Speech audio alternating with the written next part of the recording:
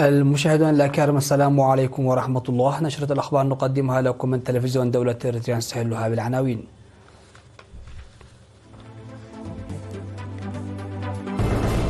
رؤساء الاتحاد الأفريقي وبولندا يهنئون بعيد الاستقلال.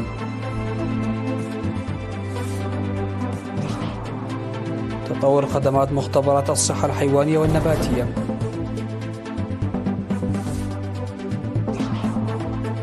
جهود لمكافحة الجرائم والمخالفات في تسناي.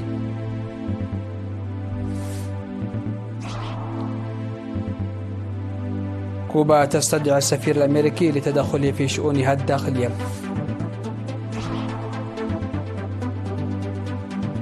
الوكالة الدولية تحذر من أن إيران سرعت من وتيرة إنتاج اليورانيوم المخصب. وارتفاع حصيلة ضحايا الفيضانات في نيجيريا إلى 115 قتيلا. أهلا بكم إلى تفاصيل النشرة. بعث رؤساء الاتحاد الأفريقي وبولندا برسالة التهنئة بمناسبة الذكرى 34 للاستقلال. وأعرب رئيس الاتحاد الأفريقي محمود علي يوسف ورئيس بولندا أندريه دودا في رسالة التهنئة أعرب بموفور الصحة للرئيس أفورقي والسلام والازدهار لإريتريا وشعبها. وقال رئيس الاتحاد الأفريقي السيد محمود علي يوسف إن يوم 24 من مايو التاريخي ليس رمزا لانتصار النضال التحرري لإريتريا وحسب، بل هو رمز ومعجزة الصمود والبطولات والروح التي لا تنكسر لشعبها، وذلك له قوة تثقيف لإفريقيا والعالم. أفاد مكتب العلاقات العامة بوزارة الزراعة بأن المختبر الوطني لصحة الحيوان والنبات حقق تقدما مرضيا في بناء القدرات المؤسسية والبشرية خلال السنوات 34 الماضية من الاستقلال. وقال إن المختبر الوطني لصحة الحيوان والنبات الذي تأسس عام 1903 ويعد أحد المختبرات الرائدة في أفريقيا انخفض مستواه بمرور الوقت، بالإضافة إلى تقليص عدد موظفيه إلى 18 موظفا في فترة الاستقلال، ولكنه الآن يضم 181 عضوا، 62% منهم عضوات. ويعمل المختبر بشكل فعال في تشخيص أمراض الحيوان وأمراض النبات والآفات، واختبار جودة وسلامة الأغذية الحيوانية والبشرية، وإنتاج اللقاحات الحيوانية، وإنشاء وتعزيز المختبر الإقليمي لصحة الحيوان والمحاصيل.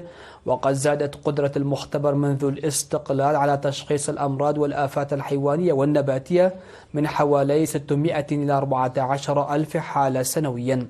وأنتج في السنوات الأخيرة 300 ألف لقاح نيوكاسل للدجاج، و70 ألف لقاح ضد الطاعون البقري، بإجمالي 370 ألف لقاح بناء على طلب وزارة الزراعة. ومواصلة لذلك يجري حاليا إنتاج 1,000,000 جرعة من لقاح نيوكاسل للدواجن ولقاح جامبورو التجريبي. وقد أنشأ المختبر الوطني لصحة الحيوان والنبات مختبرات فرعية في 5 أقاليم، ويعمل على تطويرها بالقوى العاملة والمعدات اللازمة لتقديم الخدمات للمزارعين في كافة المناطق. عقد الاتحاد الوطني لكرة القدم مؤتمر الجمعية العمومية يوم 31 من مايو في قاعة الكونفدرالية الوطنية للعمال. ودعا مفوض من مفوضية الثقافة والريادة السفير زمد التخليف في الكلمة التي ألقاها في المؤتمر دعا الاتحاد الوطني لكرة القدم على تقييم أنشطته الشاملة من حيث التحديات والمزايا، ورسم اتجاه استراتيجي للمستقبل المضي في التقدم. وأضاف السفير زمد أنه إلى جانب أنشطة الاتحاد من المهم تنمية القدرات التي تستطيع تعريف كرة القدم للعالم وتمهيد الأرضية الملائمة. وذكر رئيس الاتحاد الوطني لكرة القدم السيد باولوس والدهيمانوت أهمية تحسين الدستور المصادق عليه عام 2008 تماشيا مع الأساليب الحالية للاتحاد الدولي لكرة القدم والاتحاد الأفريقي لكرة القدم، وإدخال أفضل الممارسات في إدارة الرياضة، وحث اتحادات كرة القدم وإدارات الأقاليم والخبراء القانونيين على تكثيف جهودهم. شهد المؤتمر عرض ومناقشة تقارير ركزت على المسابقات والترخيص والقضايا المالية والتحكيم والتقنية وكرة القدم النسائية. دعا الاجتماع التشاوري الذي عقد في مديرية تسنية لمحاربة الجريمة والمخالفات دعا إلى تعزيز المشاركة الشعبية والمرافق الخدمية. وأوضح قائد مركز شرطة المديرية النقيب عبد النور الشريف أوضح لدى لقائه أصحاب المرافق الخدمية في مدينة تسنية تسجيل 333 جريمة و730 مخالفة و90 حادث مروري على مستوى المديرية العام الماضي. وقال إن الحوادث المرورية تسببت في مصرع 5 أشخاص وإصابة 76 آخرين وأضرار مادية تقدر بأكثر من 1.8 مليون نقفة. ودعا النقيب عبد النور الشريف الموظفين على توخي الوعي والكفاءة في عمال المرافق الخدمية لتصحيح أوجه القصور، وعلى الملاك والوكلاء ممارسة الرقابة والمتابعة. وذكر مدير مديرية تسنية السيد السيوم جبريل سوس ذكر إمكانية أن تكون المرافق الخدمية ملاذا للمجرمين ما لم تنفذ التعليمات المقدمة لها بشكل كامل والتعاون مع الشرطة، داعيا لتعزيز تعاون المجتمع مع الشرطة لضمان الأمن والسلم. من جانبهم أكد المشاركون على تعزيز تعاونهم مع الشرطة. يتم تنفيذ أجندة فعالة للحفاظ على التربة والمياه في مديرية عدو خالد بمشاركة المواطنين ومنتسبي قوات الدفاع الإريترية. وبناء على ذلك يقوم سكان 22 إدارة ضاحية ومنتسبي قوات الدفاع بتنفيذ برامج تركزت على بناء المدرجات الحوضية والحواجز المائية في الحقول وآبار المياه بحسب ما وردنا من وكالة أنباء إريتريا. من جانبهم أكد مدراء الضواحي أن هذه الأنشطة ساهمت بشكل كبير في تثبيت التربة وتخصيب المياه الجوفية من جهة، وحماية السدود والخزانات من التآكل من جهة أخرى. وأفاد منسق الأعمال الزراعية بالمديرية السيد معرة أب هيلو أنه تم حتى الآن إنشاء وإصلاح نحو 105 هكتارات من الحقول الزراعية بالتراب وأكثر من 300 هكتارات أخرى بالحجارة، بالإضافة إلى إنشاء وصيانة حوالي 456 هكتارا في المراعي. وذكر المشاركون بجانبهم أنهم يعملون جاهدين من أجل الحفاظ على المياه والتربة انطلاقا من النتائج التي تم الاستفادة منها على أرض الواقع مسبقا جراء أعمال تجهيزية مماثلة في الأعوام الأخيرة.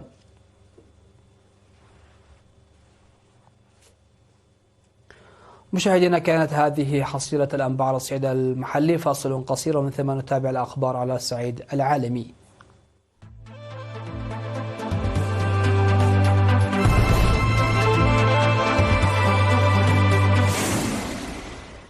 أهلا بكم على الصعيد العالمي. أعلنت وزارة الخارجية الكوبية أنها استدعت السفير الأمريكي لدى هافانا احتجاجا على تدخله في الشؤون الداخلية للبلاد. ومنذ توليه منصبه في نوفمبر يجوب السفير الأمريكي مايك هامر الجزيرة الشيوعية ويلتقي بمعارضين وينشر صور اللقاءات معهم على مواقع التواصل الاجتماعي. وقالت الخارجية في بيان إنها استدعت هامر للفت انتباهه مجددا إلى سلوكه الذي يتسم بالتدخل والعداء. وتلقى هامر مذكرة احتجاج شفهية تحذره بأنه لا يمكنه استخدام الحصانة التي يتمتع بها كممثل لبلاده كغطاء لأعمال تتعارض مع سيادة كوبا ونظامها الداخلي. واتهمت هافانا السفير الأمريكي بتشجيع المواطنين الكوبيين على العمل لدعم مصالح وأهداف قوى أجنبية معادية.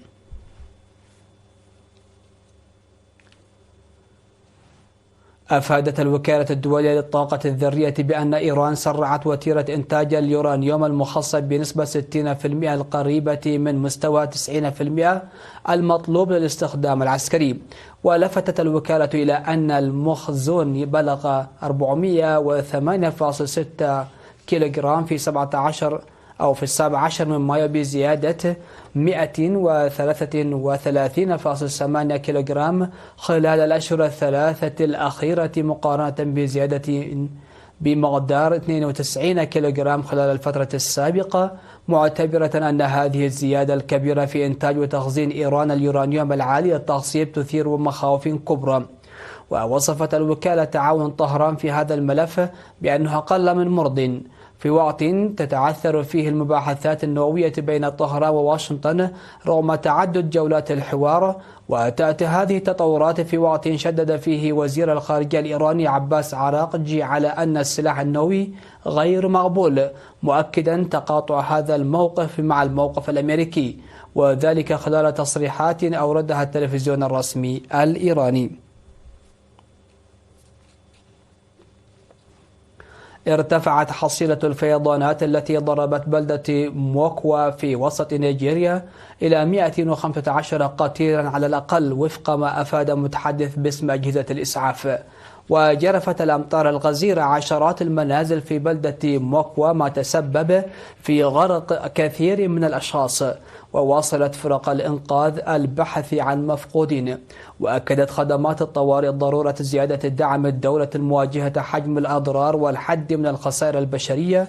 وتتعرض نيجيريا، أكبر دولة في أفريقيا من حيث عدد السكان، تتعرض لفيضانات بانتظام خلال موسم الأمطار من مايو إلى سبتمبر. ويقول العلماء أن تغير المناخ يسهم في مزيد من الظواهر الجوية القصوى. وتسبب الفيضانات التي تنتج عادة من الأمطار الغزيرة والبنية التحتية المتداعية بدمار كل عام، مما يؤدي إلى مقتل المئات. تستعد إسبانيا لمواجهة موجة حر غير مسبوقة خلال الأيام القليلة المقبلة، وسط توقعات بتسجيل درجات حرارة قد تكون الأعلى لشهر مايو منذ عام 1950، وذلك بحسب ما أعلن المعهد الوطني للأرصاد الجوية. ووفقا للتقارير، من المنتظر أن تصل درجات الحرارة في بعض مناطق البلاد وخاصة في إقليم الأندلس الجنوبي إلى 40 درجة مئوية، أي ما يزيد ب10 درجات مئوية عن المعدل الطبيعي لهذا الوقت من العام. وترجع الظاهرة إلى اندفاع كتل هوائية ساخنة وجافة قادمة من شمال إفريقيا والصحراء الكبرى، ما أدى إلى تصاعد سريع في درجات الحرارة على نحو مفاجئ وغير معتاد في الربع الأوروبي. مشاهدينا، نختم نشرة هذا المساء بالتذكير بأهم وأبرز العناوين.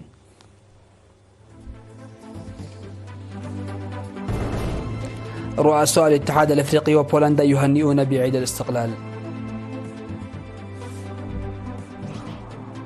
تطور خدمات مختبرات الصحة الحيوانية والنباتية.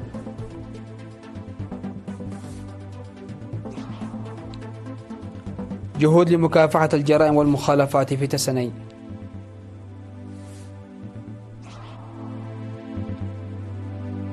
كوبا تستدعي السفير الأمريكي لتدخله في شؤونها الداخلية. الوكالة الدولية تحذر من أن إيران سرعت من وتيرة إنتاج اليورانيوم المخصب. وارتفاع حصيلة ضحايا الفيضانات في نيجيريا إلى 115 قتيلا. سادتي سيدات، هكذا نكون قد وصلنا وإياكم إلى نهاية نشرة هذا المساء. هذه تحيات وتحيات الفريق العامل، ودمتم في أمان الله.